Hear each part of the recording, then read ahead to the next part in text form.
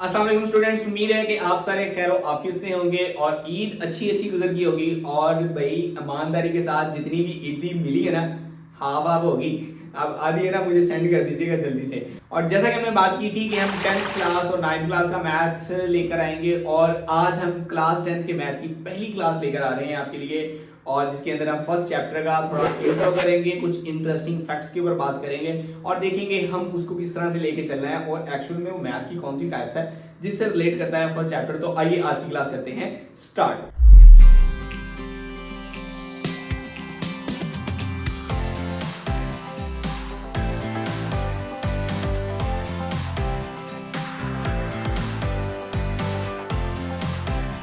जी मुझे तो class 10th का जो मैथ स्टार्ट होता है, ये हमारे पास टोटल जो है वो हमारे पास जितने चैप्टर हैं उसमें फर्स्ट 6 चैप्टर जो हैं ये अलजेब्रा से रिलेट करते हैं, और बाकी के रिमेनिंग जो चैप्टर हैं वो हमारे पास आते हैं ज्योमेट्री से रिलेटेड। तो हम पहले बात करते हैं अलजेब्रा से स्टार्ट करते हैं। जैसे कि मैंने कुछ स्टार्ट में वीडियोस बनाई हुई हैं अलजेब्रा का इंट्रोडक्शन जिसमें किया हुआ है, और हमने कुछ बेसिक्स को डिस्कस किया है कि अलजेब्रा का जैसे ही बात आती है तो हमें पता होता है कि मैथ के अंदर अब इंग्लिश के अल्फाबेट भी यूज होते हैं, तो वो हमारे पास अलजेब्रा का आगाज हो जाता है जिसके अंदर हम कुछ वेरिएबल को यूज करते हैं, कुछ कांस्टेंट नंबर को बात करते हैं। और जैसे कि आपको पता है कि हमने recently polynomial equations, polynomial functions, algebraic expression और इन तमाम टर्म्स के रिलेटेड सारी बात की हुई है। अगर आपको उसके मतलब जानना है तो आई टैब के ऊपर उसका लिंक मिल जाएगा आपको, आप उनकी वीडियोस देख सकते हैं। तो आइए आज हम स्टार्ट करते हैं क्लास 10 का मैथ चैप्टर नंबर 1, जिसके अंदर हमारे पास आपको नजर आ रहा होगा कि इसका जो नाम ही है वो क्या है, क्वाड्रेटिक इक्वेशंस। जी हाँ, दो दर्जी मसावातें। तो आपको पता होगा क्वाड्रेटिक इक्वेशंस किसे बोलते हैं। अगर आप थोड़ा सा रिवाइंड करें, जब हमने बात की थी पॉलिनोमियल एक्सप्रेशन की तो वहां हमने कुछ डिग्री की बात भी की थी, आपको याद होगा बहुत अच्छे से। तो वो इक्वेशंस, वो अलजेब्रिक एक्सप्रेशन जिसकी हाईएस्ट पावर, जैसे कि हाईएस्ट पावर 2 आ जाएगी तो हम उसको क्या बोलते हैं, उसको हम बोलते हैं क्वाड्रेटिक इक्वेशंस या क्वाड्रेटिक पॉलिनोमियल एक्सप्रेशन। इक्वेशन और एक्सप्रेशन के अंदर एक माइनर सा डिफरेंस आता है। वो डिफरेंस क्या है कि अगर आपके पास कोई ऐसा एक्सप्रेशन है जिसमें इक्वल का साइन यूज नहीं होगा, आप उसको अलजेब्रिक एक्सप्रेशन बोलेंगे। और अगर ऐसा एक्सप्रेशन आ जाए जिसके अंदर इक्वल का साइन यूज हो जाए, जैसे इक्वलिटी का साइन आपको नजर आएगा, वो आपकी बन जाएगी अलजेब्रिक इक्वेशंस। ठीक है, और इसकी फर्दर टाइप्स आ जाती हैं, कुछ लीनियर इक्वेशंस होती हैं, क्वाड्रेटिक इक्वेशंस हैं, क्यूबिक इक्वेशंस हैं।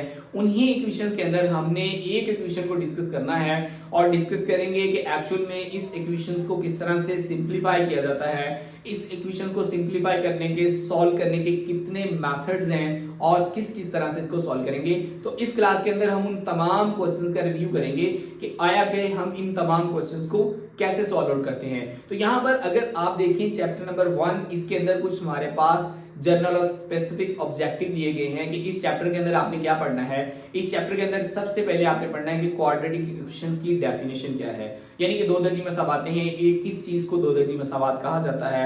अगर हम इंग्लिश में बात करें तो क्वाड्रेटिक इक्वेशंस। बेटा क्वाड्रेटिक इक्वेशंस वो तमाम इक्वेशंस जिसके अंदर आपके पास जो अननाउन यूज होंगे, जो वेरिएबल आ जाएंगे, अगर उनकी हाईएस्ट पावर 2 आ जाए, यानी कि सबसे ज्यादा पावर कौन सी रहे, 2 नंबर आ जाए आपका किसी भी अननोन की पावर का, तो ऐसे एक्सप्रेशन को आप बोलते हैं क्वाड्रेटिक एक्सप्रेशन।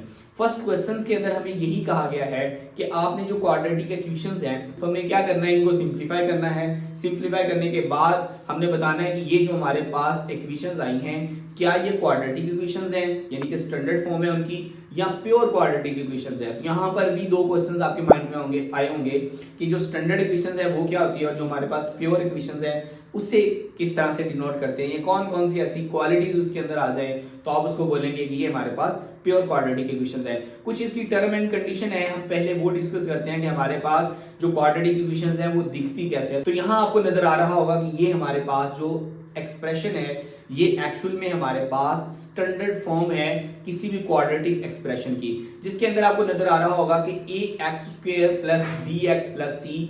यहां पर आपको बच्चों a, b और c जो 3 नंबर नजर आ रहे हैं ये बिलोंग करते हैं किसी रियल नंबर से, यानी कि ये कोई भी रियल नंबर हो सकते हैं। यहाँ पर आपको एक x नजर आ रहा है जिसकी पावर आपको 2 मिल रही है, और एक x है जिसकी पावर आपके पास 1 आ रही है। ठीक है, अगर आपके पास ऐसा एक्सप्रेशन आ जाए तो इसी एक्सप्रेशन को, इसी इक्वेशन को हम बोलते हैं the standard standard form of quadratic equation. जी हाँ, ये हमारे पास स्टैंडर्ड फॉर्म होती है क्वाड्रेटिक इक्वेशन की। यहाँ पर एक कंडीशन है कि यहाँ पर जो a नजर आ रहा है आपको, यानी कि एक्स स्क्वायर का जो कोफिशिएंट है ये कभी भी जीरो नहीं होना चाहिए। अब देखिए कि अगर मान लो कि ये जीरो होता है, अगर ये जीरो हो जाएगा तो क्या करेगा, ये एक्स स्क्वायर को भी जीरो कर देगा। जैसे ये एक्स स्क्वायर को जीरो करेगा तो आपके पास यहाँ पर हाईएस्ट पावर जो 2 थी, यानी कि जो क्वाड्रेटिक इक्वेशन थी, एक्चुअल में क्वाड का मतलब ही 2 होता है, स्क्वायर होता है, तो वो चीज ही एलिमिनेट कर दी गई है। बाकी आपके पास बचता है bx प्लस c, तो मतलब कि ये आपके पास लीनियर इक्वेशन आ जाती है। लीनियर इक्वेशन कौन सी होती है, जैसे मैंने आपको लास्ट में बताया था कि ऐसी इक्वेशंस जिसकी हाईएस्ट पावर आपके पास 1 आ जाए, तो यहाँ पर आपको जो एक्सप्रेशन मिल रहा है वो आपके पास 1 पावर के साथ है, तो मतलब कि ये लीनियर इक्वेशन या क्वाड्रेटिक इक्वेशन नहीं रहेगी। तो आपने यहाँ पर इस बात का खास ख्याल रखना है कि जो आपके पास एक्स स्क्वायर का कोफिशिएंट है ये कभी भी जीरो के इक्वल नहीं आना चाहिए। ठीक है, तो ये हमारे पास स्टैंडर्ड फॉर्म होगी। इसकी कुछ एग्जांपल देख लें स्पेसिफिक, तो ये हमारे पास तमाम जो एग्जांपल आपको नजर आ रही हैं ये हमारे पास क्वाड्रेटिक इक्वेशंस की कुछ एग्जांपल हैं। अब हम बात करते हैं कौन सी कंडीशन आ जाए जब हम उसको क्या बोलेंगे, प्योर क्वाड्रेटिक इक्वेशन बोलेंगे।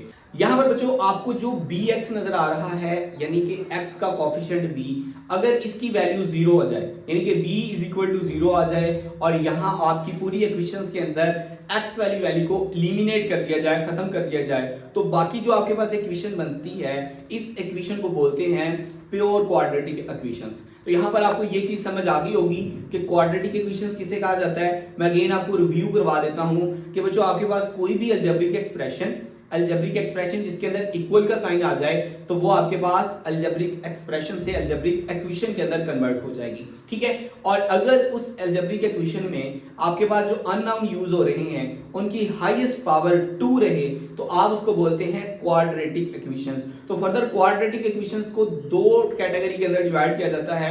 एक कैटेगरी होती है स्टैंडर्ड क्वाड्रेटिक इक्वेशंस और दूसरी कैटेगरी होती है प्योर क्वाड्रेटिक इक्वेशन। यानी कि अगर आपके पास वेरिएबल जो है उसकी पावर 2 भी मौजूद है और जो वेरिएबल है उसकी पावर 1 भी मौजूद है और कांस्टेंट नंबर भी है, जैसे कि आपको ये एग्जांपल नजर आ रही है, तो इस तरह की जितने भी एक्सप्रेशन, जितने भी इक्वेशंस आ जाएंगी हम उनको बोलेंगे standard form of quadratic equations. ठीक है, और अगर यहाँ पर आप x वाला पोर्शन जो है वो खत्म कर देते हैं, एलिमिनेट हो जाता है, तो आपके पास आ जाती है बच्चों प्योर क्वाड्रेटिक इक्वेशंस। तो अगली क्लास के अंदर हम इन क्वेश्चंस को सिंपलीफाई करेंगे। इनको किस तरह से सिंपलीफाई किया जाता है, जाहिर सी बात है जैसे मैंने आपको लास्ट में बताया था कि आपके पास ये जो एक्सप्रेशन आपको नजर आ रहे हैं इसमें आपको कुछ फैक्टराइजेशन करनी पड़ेगी, कुछ सिंप्लीफिकेशन करनी पड़ेगी, कुछ मल्टीप्लिकेशन डिवीजन करनी पड़ेगी या कुछ एलसीएम लेकर हम सिंपलीफाई करेंगे। तो सिंपलीफिकेशन तो आपको पिछली क्लासेस से इसका आइडिया होगा कि किस तरह से हम करते आ रहे हैं। तो हम इसको स्टार्ट करेंगे इंशाल्लाह नेक्स्ट क्लास के अंदर, जिसमें हम तमाम क्वेश्चंस को क्या करेंगे, सिंपलीफाई करेंगे और एक एक पार्ट को हमने इंशाल्लाह यहाँ पे करना है। तो अगली क्लास के अंदर अब इसको स्टार्ट करेंगे प्रॉपर्ली। यहाँ तक हमने जस्ट कॉन्सेप्ट की बात करनी थी कि एक्चुअल में क्वाड्रेटिक इक्वेशंस क्या है। मिलते हैं नेक्स्ट क्लास में, तब तक अपना ख्याल रखिएगा, दुआ में याद रखिएगा। Stay motivated and keep learning.